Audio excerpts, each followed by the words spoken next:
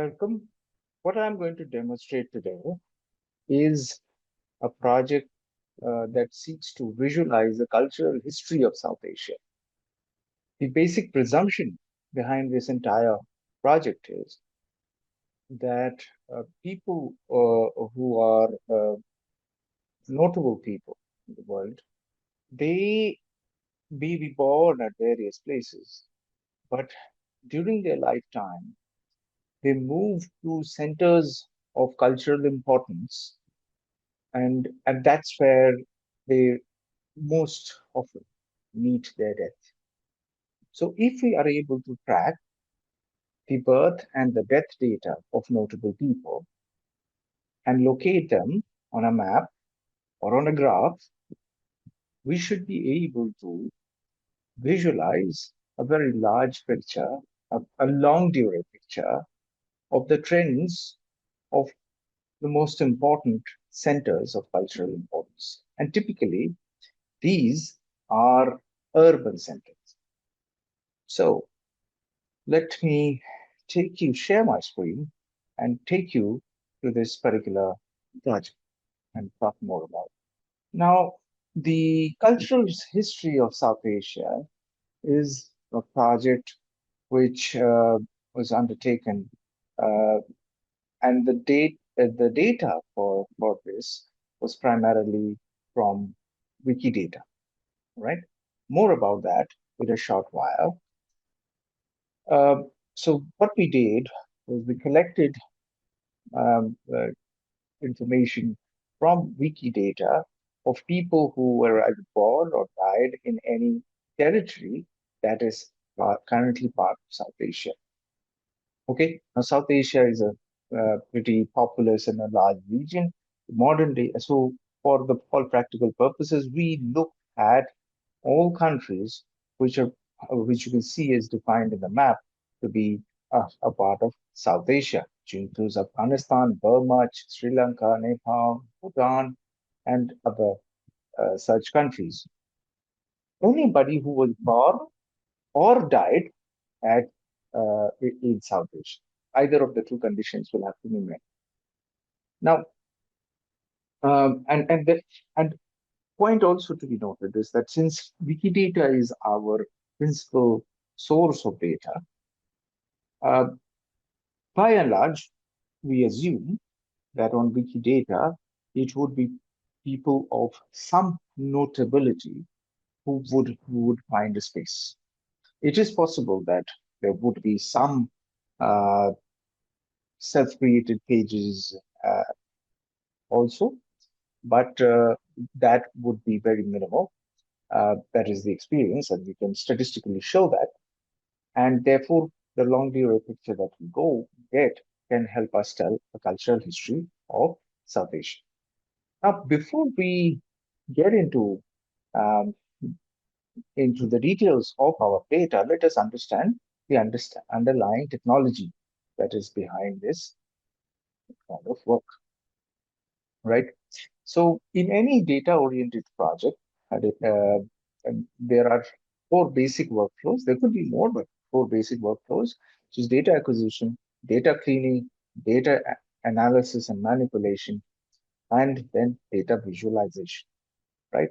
So, firstly, uh, we our data is acquired through Wikidata, uh, and if we want to understand what Wikidata really is and how it works, we must first take a look at what uh, the underlying data structure of Wikidata is. So we have a triple structure, that is a linked data uh, resource description framework uh, uh, sort of structure that is used. And so it's called a triple because it's three parts. There's a subject, predicate, and an object. All right. So if I can explain this to you, if you look at Wikidata and we go to any uh, particular uh, item on Wikidata, so if you say Mount Everest, all right. So Wikidata would describe Mount Everest as There you are.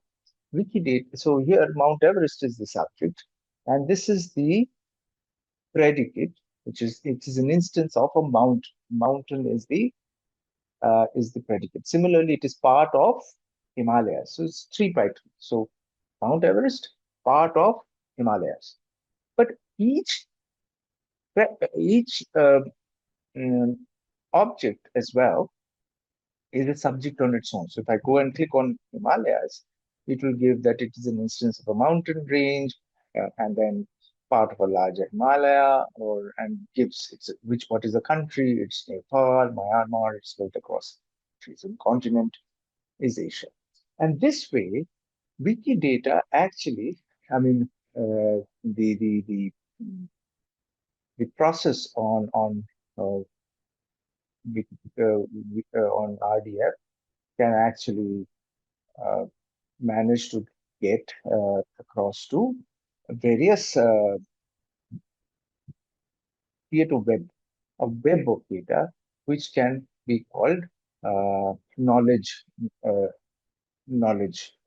a knowledge graph.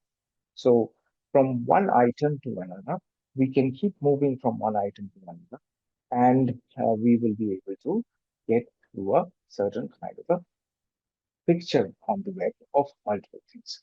So what we do is we now locate on each individual and catch much more information about that individual, their gender, their date of birth, their date of place of birth, etc., and the coordinates. We can move on and then we can scrape all this data out. Typically on Wikidata, the way it happens is um, on Wikidata, there is this resource which is Wikidata Query Service. And on Wikidata Query Service, you write a Sparkle query to query the linked open data that is the basis of the of Wikipedia and of Wikidata, and you can start scraping this. You can do it at a batch mode on R or on Python, and that is what we sought to do is part of this project. All right. So after getting all that, we realize that we have to make sure that the data is consistent in a certain sort of way, right? Because there may be a whole lot many more number of people who are there, who are mentioned on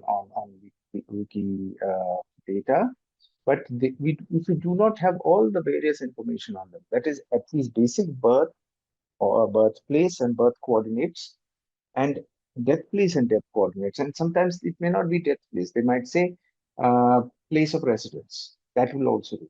So at least these data points should be there for us to be able to carry on with our study.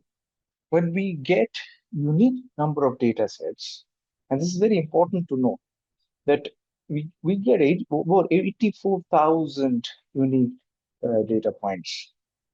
But when we actually look at the birth information that is available with the information about places of residence, etc., that which can be mapped, right? So if we are just looking at instances of Wikipedia entries about biographies of people with the minimum basic requisite data set, data availability, and that is about 13,000, 1,900. And if we want other data points like occupation data, that climbs down a little. So the more number of data points that you want, the smaller your data set is going to be. The data is not completed. So out of 84,000, you only are able to use about 13,000. And that's not a small number. All right. So that's fine. That will allow us. And it also gives a nice sort of a filter, because it is likely that the more notable people will have more of their data fields uh, filled up, right? So that becomes a good filter. And it gives a nice mix of people from various kinds of professions. You can see the entertainment and the arts are the largest, and politics, and it sort of goes with the kind of profession. Sometimes these occupations are also multiple. A movie star could also be a politician. So the total will not. And they are spread across various countries. Remember, we are looking at people who are born or died within South Asia. So they're spread across various countries. Of course, India being the largest country, it gives a significant. Um, uh, Another point is about the cleaning of the data. Sometimes place names which are mentioned are of very, very small sort of places, and we have to scale it up to larger and sort of uh, make it uniform. So we chose in this particular project to focus on cities. All right. Having said that, once all this data wrangling and everything was done over on using R, and then we used also used for spatial mapping website this software which is located at Stanford University called Palladio, imported into Palladio and got this large sort of data set of our focus of the migration data visualization. But once we start faceting it, we get far more granular sort of information. And so let us look at some of the interesting findings. So what we are able to see very interestingly some of the preliminary results. You can read the entire paper. It is published, and we see that three people who were born before 1430, if they are, if we face at that, this is a Palladio image, we get to see that they were, by and large, these were the connections that uh, the Indian subcontinent had with the rest of the world. There's some amount of connection with China, a lot of connection with Southeast Asia, a lot of connection with Central Asia, very little connection with Europe. But once we go with people who were born between 1430 and 1825, that picture sort of changes. The clear linkage with Europe and particularly with the United Kingdom sort of shows up. All right. Now, if we are going to look at that in another kind of visualization, we will be able to see very granularly as to which of the various countries of Europe are people is the interacting with, and we can see that for most part of the 19th and early 20th century, it is with the UK. It is towards the end of the, the 20th century that the USA sorts of takes over. Now, we can also do some bit of analysis of uh, between between countries, between states. This is a Sankey diagram, which sort of gives us the state-wise sort of divisions between South Asia. Where are the countries where this movement largely happened? So people moving from Bangladesh to India, from India to Bangladesh, we're looking at modern boundaries, and that's what reflects the partition. We can also see which are the states which are involved, which are the states that attracted greatest amount of migration from what is present day Pakistan. It's Delhi and Maharashtra, right? So that sort of becomes very, very interesting.